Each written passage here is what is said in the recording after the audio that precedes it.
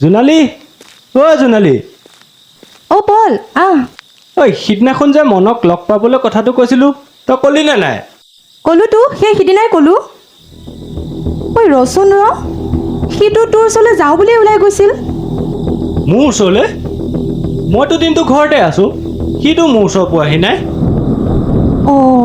এতিয়াতো 8 মানে বাজিব হ'ল সিটো সাধাৰণতে ইমান দেৰিলৈ বাহিৰত নাথাকে ঐ মোৰ যে কিবা ভয়হে হৈছে জান ৰচোন মই অলপ তাক বিচাৰি যাওঁ ৰচোন ময়ো যাওঁ